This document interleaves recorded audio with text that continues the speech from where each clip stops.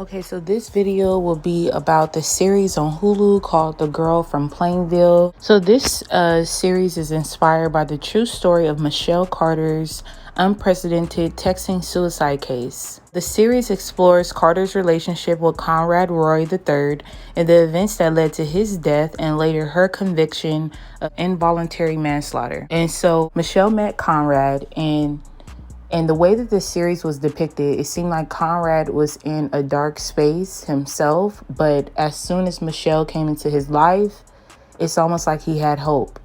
But it's so sad because he met the wrong person to open up to and to talk to. It seemed like on the series they were texting a lot and they were moving so fast. They were already telling each other, "I love you." And I think that this case brought awareness to parents to make sure that you are keeping track of who your child is talking to. And if you see your child on the phone, like your teenager or your young adult on the phone a lot, and it seems like they're not participating in family stuff and they're in a bad mood or whatever, check on your child and tell them that they're loved, that there's nobody else that could replace the love of family. For people that don't have family, it's easier for them to be more susceptible to like being taken advantage of. But Conrad was taken advantage of by Michelle. Michelle wrapped the idea of love and Romeo and Juliet, that sort of thing. She played on that. She played on where he was at. Instead of her bringing him out of a dark space, she pushed him in more. And so he was in such a dark space, he couldn't tell anyone what was going on. He couldn't tell anyone that there's this girl that says she loves me, but she's encouraging me to off myself.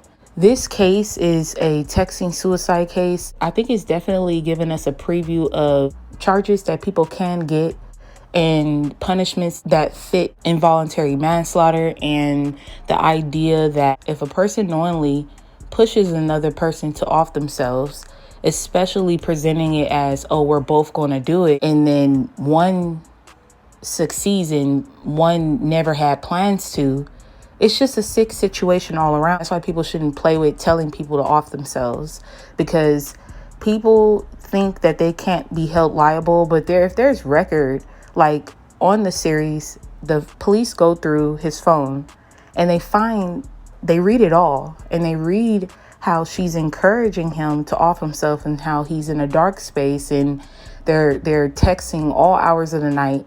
And you think about a person not getting their sleep and being in a dark space, that pushes you down deeper into a dark space. And this person that you love is painting this picture of, if we do it, we could be together, we could be happy. And it's so sick. I think that people who play with that have mental health and they need help.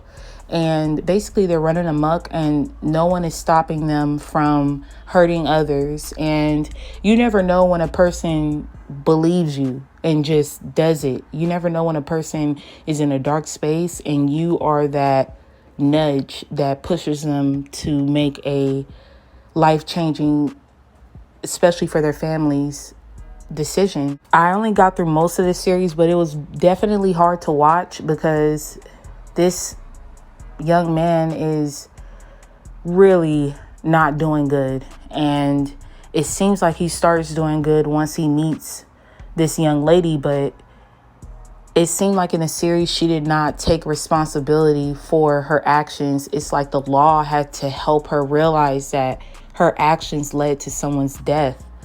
And that's sad when you're faced with the reality of what you do and what you did, and you can't accept it. You can't come to accountability on your own. It's very unfortunate. Yeah, definitely check out this series.